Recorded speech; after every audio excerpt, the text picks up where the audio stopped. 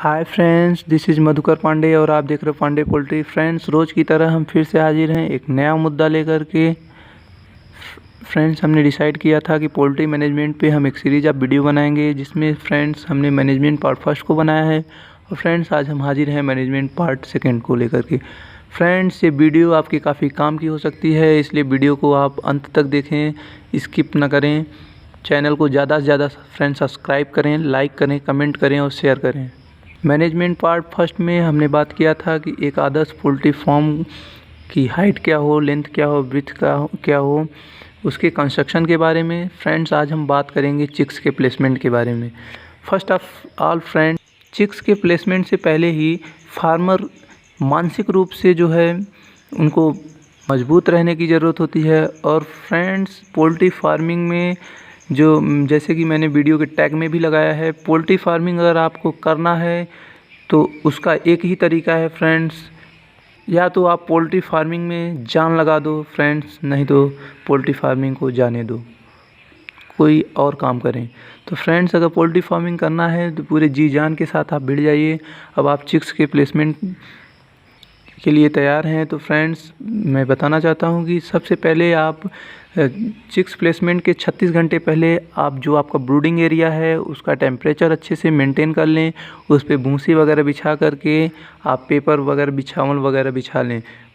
Friends, chicks के आने से पहले आपके जो ब्रूडिंग एरिया है उसका टेम्परेचर मेंटेन होना चाहिए।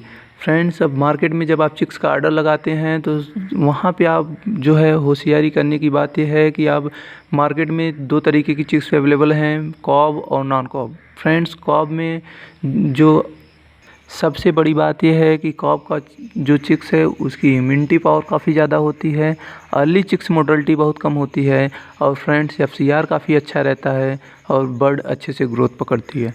अगर वहीं बात किया जाए नॉन कॉब की तो उनकी अर्ली चिक्स मोर्टेलिटी ज़्यादा होती है, एफसीआर ज़्यादा होता है और बर्ड में इम्यूनिटी पावर काफ़ी कम होती है।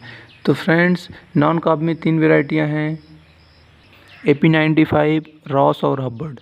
तो फ्रेंड्स, आप अवॉइड करें इन सब चिक्स को डालने से, आप कॉब का ही चिक्स डालें। और कॉब में भी फ्रेंड्स आप ध्यान ये रखें कि एक अच्छी हैचरी जिसका इतिहास काफ़ी अच्छा हो, उस हैचरी का आप चिक्स डालें, क्योंकि उससे भले ही वो चिक्स आपको रुपए 2 रुपए महंगा पड़ेगा, लेकिन उससे आपको डायरेक्ट बेनिफिट ये होने वाला है, क्योंकि आप समझ नहीं पाते हो काफ़ी चिक्स में जो बीमारियां जैसे कि साल्मोनेला और इकोलाई, ये सारी बीमारियां चिक्स में हैचरी से ही चली आती हैं, उनके पेरेंट्स से आती हैं।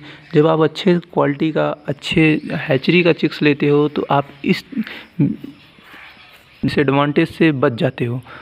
और फ्रेंड्स, साथ ही साथ बात कर लेते हैं कि जब आप चिक्स का प्लेसमेंट करते हो तो फार्मर के पास सबसे बड़ी जो दिक्कत आती है वो है अर्ली चिक्स मोर्टेलिटी की।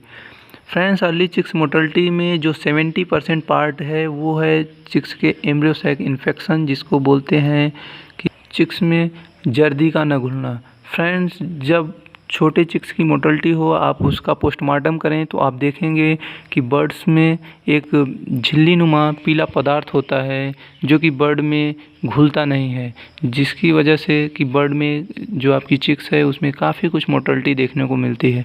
तो फ्रेंड्स, इस जर्दी को जल्द से जल्द घुलाने में जो सबसे बड़ा रोल है आपके ब्रूडिंग एरिया के टेम्परेचर का है।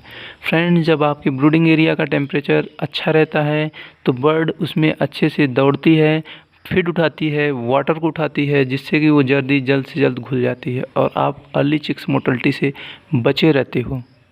और फ्रेंड्स, अर्ली चिक्स मोर्टेलिटी को बचाने के लिए एक्चुअली इसमें बैक्टीरियल इन्फेक्शन हो जाता है एम्ब्रियो सैक में, जिससे कि उसकी मोर्टेलिटी आती है। तो इसको आपको बचाने के लिए आपको फर्स्ट डे टू 5 डे जो है एक अच्छी एंटीबायोटिक जैसे कि नियोडॉक्सफोर्ड, वेंडोक्सेन 1 ग्राम 4 लीटर पानी में देना होता है। फ्रेंड्स, ये वीडियो काफ़ी लंबी होती जा रही है तो आज के लिए बस इतना ही। बाकी मिलते हैं नेक्स्ट वीडियो में पोल्ट्री मैनेजमेंट पार्ट 3 में। तब तक के लिए जय हिंद, जय भारत।